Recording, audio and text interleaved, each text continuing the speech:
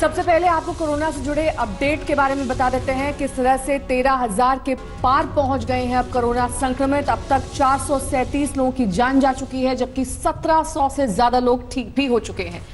आपको दिखाते हैं वो शहर जो कोरोना की कैद में है, जहां पर कोरोना की रफ्तार तेजी से बढ़ी है।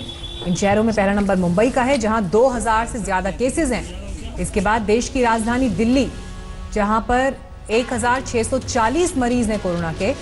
मध्य प्रदेश के इंदौर में भी तेजी से मरीजों की संख्या बढ़ रही है।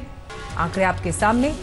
तो ये सबसे ज्यादा प्रभावित देश के 3 शहर हैं, मुंबई, दिल्ली और इंदौर, जहां पर तेजी से कोरोना के आंकड़े बढ़े हैं। हालांकि मौत का आंकड़ा भी लगातार यहां पर बढ़ता हुआ। अब ऐसे में चुनौती प्रशासन के लिए कि आखिर कैसे लॉकडाउन के साथ साथ ये जो इफेक्टिव केसेस हैं, सक्रिय केसेस हैं, इन पर लगाम लगाई जाए। और मीनाक्षी, बेहद महत्वपूर्ण है क्योंकि कोरोना से लड़ाई के लिए लॉकडाउन पार्ट 2 शुरू हो चुका है। बार बार लोगों को घर में रहने की अपील की जा रही है। प्रधानमंत्री खुद ये अपील कई बार राष्ट्र के नाम संदेश में कर चुके हैं। आइए देखते हैं लॉकडाउन से शहर शहर की रिपोर्ट। लॉकडाउन 2 को अब 3 दिन बीत चुके हैं। जी हाँ, लगातार हम आपको खबरें दिखा रहे हैं किस तरह से जो लोग हैं वो लॉकडाउन का पालन कर रहे हैं। सुबह के 9 बजे और इस वक्त मैं मौजूद हूँ ITO के पास। आप देखिए सुबह के वक्त वाहन जरूर नजर आ रहे हैं, क्योंकि जो एसेंशियल कम्युनिटी संबंधित होते हैं या जिनको छूट मिली है वो लोग सुबह सुबह ही ट्रैवल करते हैं। तो हल्का फुल्का ये कहा जा सकता है कि वाहन जो है नजर जरूर आ रहे हैं, लेकिन वैसी स्थिति नहीं है जैसी यूजुअली होती थी पहले। नोएडा में जिस तरीके से कोरोना के मामले बढ़ते जा रहे हैं, उसको देखते हुए चौकसी और ज्यादा बढ़ा दी गई है। जितने भी हॉट स्पॉट हैं वहां पर खास निगरानी रखी जा रही है। इस समय हम गौतम बुद्ध नगर के पाम ओलंपिया सोसाइटी में मौजूद है। अगर यहाँ की बात करें तो आप देख सकते हैं किस तरीके से यहाँ तमाम सुरक्षा कर्मी जो हैं वो पूरी तरीके से मुस्तैद हैं। हम इस वक्त हैं ईस्ट ऑफ कैलाश के ई ब्लॉक के बाहर, जहाँ पर 10 घरों को क्वारंटीन करा गया है क्योंकि एक डॉक्टर जो है उनको कोरोना पॉजिटिव पाया गया है। पूरी कॉलोनी जो है उसको रेड जोन डिक्लेयर किया हुआ है। जैसा कि आप देख सकते हैं बैरिकेडिंग लगाकर इस एरिया में गाड़ियों का घुसना, गाड़ियों की आवाजाही बिल्कुल बंद कर दी गई है। कैलाश कॉलोनी मेट्रो स्टेशन के बाद आप लेफ्ट नहीं ले सकते, गाड़ियां नहीं जा सकती। लेकिन और साथ ही कोरोना के खिलाफ जंग में RBI भी किस तरह से सामने आया है ये आपको बता देते हैं, क्योंकि बैंकों के सबसे बड़े रिप्रेजेंटेटिव RBI ने आज रिवर्स रेपो रेट को घटाकर बैंकों की जमा राशि पर ब्याज को कम कर दिया है। किस तरह से वो हम आपको दिखा रहे हैं। 2020-21 में और 2021-22 यानी कि दोनों अलग अलग फाइनेंशियल ईयर में किस तरह का फर्क है। 1.9% का अनुमान IMF ने जताया था पिछले इस वित्तीय वर्ष में, जबकि 2021-22 में इसे घटा दिया गया है। रिवर्स रेपो रेट में 0.25% की कटौती, जबकि कोरोना से बड़े बड़े उद्योगों को नुकसान। ये इस कोरोना का इफेक्ट हम आपको दिखा रहे हैं किस तरह से अर्थव्यवस्था पर पड़ने वाला है। On April 15, the amount observed under reverse repo operations was 6.9 lakh crore. Earlier, what I had given about the system liquidity, that was net. That is the difference between the repo and the reverse repo. What I am now saying is one way of flow at the end of every day, how much flows from the system into the RBI through the reverse repo window. That has been in the order of, on April 15th, the RBI absorbed rupees 6.9 lakh crore through the reverse repo window. So that much of surplus was available with the system. Now, in order to encourage the banks to deploy these surplus funds in investments and loans in productive sectors of the economy, it has been decided to reduce the fixed rate reverse repo rate under the liquidity adjustment facility by 25 basis points from 4% to 3.75% with immediate effect. The policy repo rate, however, remains unchanged at 4.4% because that is a matter which is decided by the MPC, and also the marginal standing facility rate and bank rate, they also remain unchanged at 4.65%.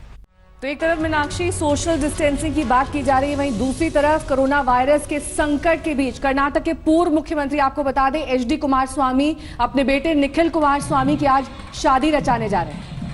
सवाल लेकिन यही यहाँ पर बड़ा बना हुआ है कि कोरोना लॉकडाउन के माहौल में ये शादी कम लोगों के बीच क्या नहीं हो सकती थी, और सोशल डिस्टेंसिंग वहाँ पर किस हद तक फॉलो हो पा रही है, सवाल ये भी।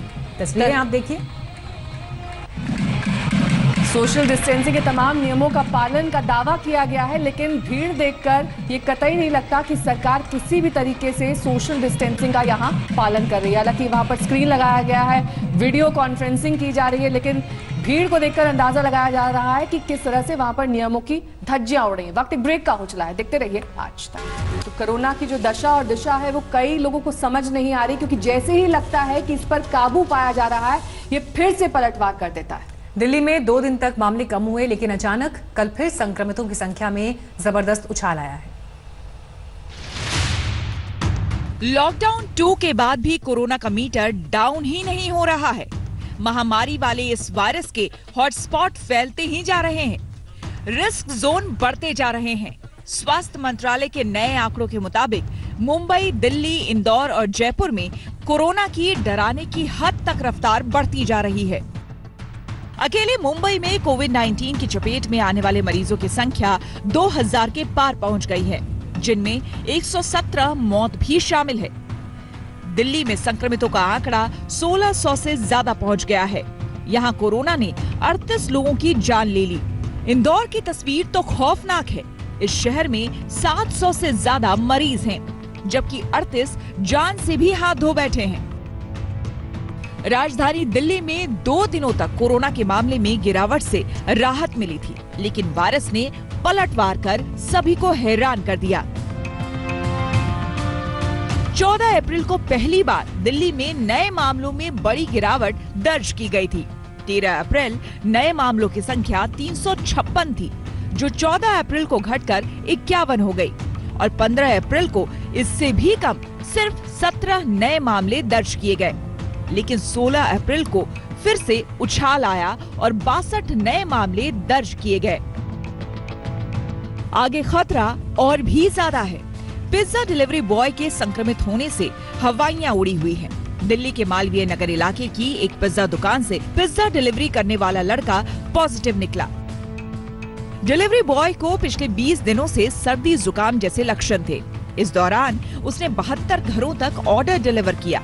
इन 72 परिवारों को तो क्वारंटीन कर दिया गया है, लेकिन संक्रमित डिलीवरी बॉय अपने साथ काम करने वाले 17 और लड़कों के संपर्क में था, और ये लोग भी अपने अपने इलाकों में पिज्जा की होम डिलीवरी करते रहे।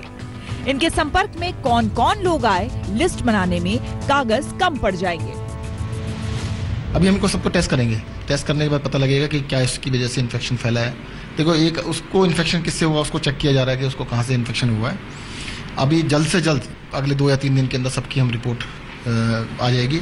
अगर उसकी वजह से इन्फेक्शन आगे फैला है तो ज़्यादा चिंताजनक है। दिल्ली सरकार के भगवान महावीर अस्पताल के डॉक्टर्स और नर्सों समेत कुल 68 कर्मचारियों पर भी संक्रमण की तलवार लटक रही है।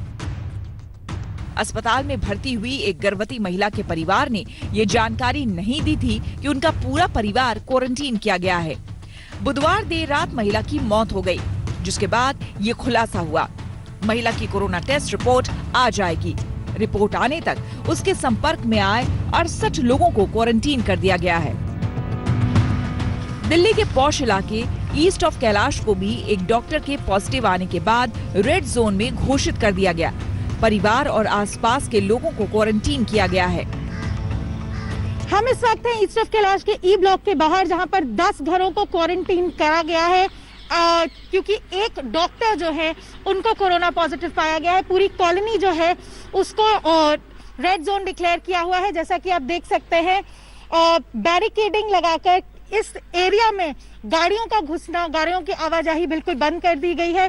कैलाश कॉलोनी मेट्रो स्टेशन के बाद आप लेफ्ट नहीं ले सकते।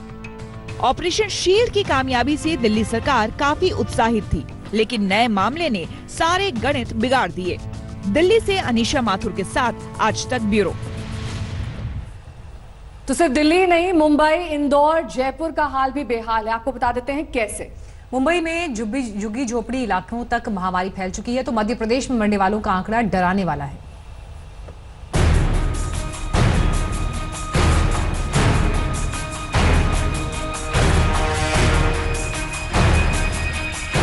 कोरोना की मार सबसे ज्यादा महाराष्ट्र पर पड़ी है। यहाँ संक्रमितों की संख्या थमने का नाम ही नहीं ले रही है। आर्थिक राजधानी मुंबई इस खौफनाक रफ्तार को और भी बढ़ा रही है। महाराष्ट्र में कोविड-19 पॉजिटिव की संख्या 3000 के पार पहुंच गई है, तो मुंबई में संक्रमितों की संख्या 2000 से ज्यादा हो गई है। यहाँ मौत का आंकड़ा भी डराने वाला है। इस राज्य में अब तक कोरोना से 194 लोगों की जान जा चुकी है। इनमें आधे से ज्यादा मामले तो मुंबई के हैं। अब मुंबई के चौल में भी कोरोना तेजी से पैर पसार रहा है। देश की सबसे बड़ी झुग्गी झोपड़ी इलाके धारावी में संक्रमितों की संख्या 86 तक जा पहुंची है। यहाँ अब तक 9 लोगों की मौत हो चुकी है। कोरोना से त्राहिमाम तो मध्य प्रदेश भी कर रहा है, जहां एक दिन में 226 नए मामले आने से हड़कंप मच गया है। यहां अब तक 1164 मरीज सामने आए हैं। अकेले इंदौर में कुल 707 केस हैं, जबकि भोपाल दूसरा हॉटस्पॉट बनता जा रहा है, जहां संक्रमितों की संख्या 196 तक जा पहुंची है। पूरे मध्य प्रदेश में जहां 55 लोगों की मौत हुई है, उनमें से 47 की जान इंदौर में गई है। मध्य प्रदेश में इस बात में कोई संदेह नहीं है कि देरी हुई, क्योंकि पहले कोई व्यवस्था ही नहीं थी, इंतजाम ही नहीं किए गए। अब हम तेजी से टेस्ट कर रहे हैं। प्रति 10 लाख की जनसंख्या पे इंदौर में 2100 टेस्ट हो रहे हैं, और ये संख्या और बढ़ाएंगे। मुझे चिंता इस बात की नहीं कि पॉजिटिव ज्यादा आ रहे हैं, क्योंकि एक एक पॉजिटिव को हम ढूंढना चाहते हैं। इंदौर की बात करें तो यहाँ 125 कंटेनमेंट जोन है। इसमें केवल 25% लोगों की ही स्क्रीनिंग हो पाई है। इंदौर में अब भी 7.5 लाख लोगों की स्क्रीनिंग बची हुई है। इंदौर में प्रति 10 लाख 2100 टेस्ट किए जा रहे हैं। इंदौर को 11 जोन में बांटा गया है। यहाँ 489 हेल्थ टीम, 3,90,000 का स्वास्थ्य सर्वे किया जा चुका है। 1813 लोग होम क्वारंटीन में हैं।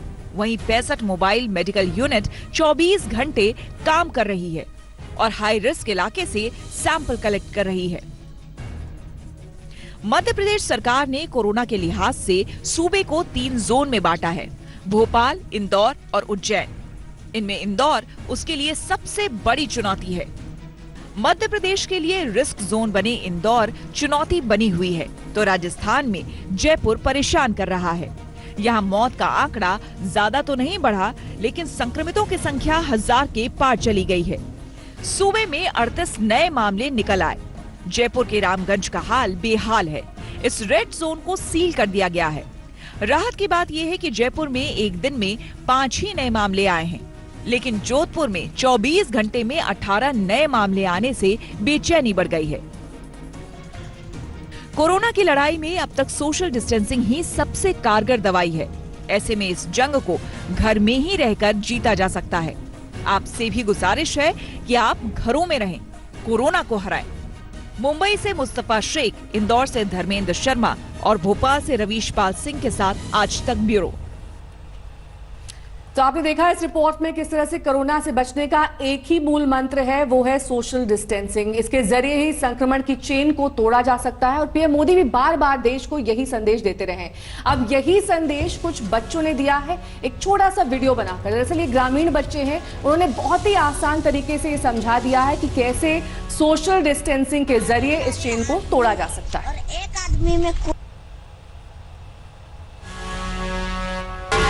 और ये वो ट्वीट हम आपको दिखा रहे हैं जो प्रधानमंत्री नरेंद्र मोदी ने सराहना के लिए किया है। उन्होंने अपने ट्विटर हैंडल से इस वीडियो को ट्वीट किया। सारे आदमी हैं और एक आदमी में कोरोना है। मान लो ये पहला आदमी है, दूसरा, तीसरा, चौथा को कैसे बीमार करता है तुम खुद देख लो।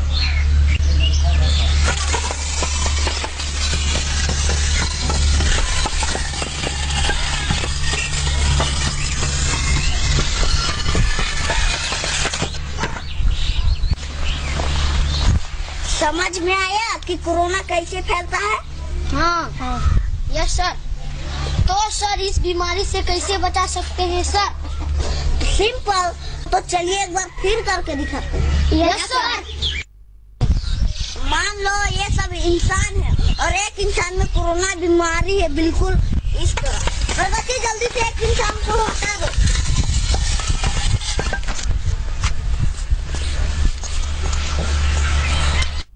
देखा? तो ये पूरा वीडियो आपने देखा जिसे प्रधानमंत्री ने ट्वीट भी किया है और ये बात कही कि बच्चों ने कैसे खेल खेल में ये बता दिया कि कोरोना महामारी से निपटने के लिए आपको क्या करना है। एक छोटे से ब्रेक ले यहाँ रुकेंगे, फौरन होंगे हाजिर कुछ और खबरों के साथ। देखते रहिए आज।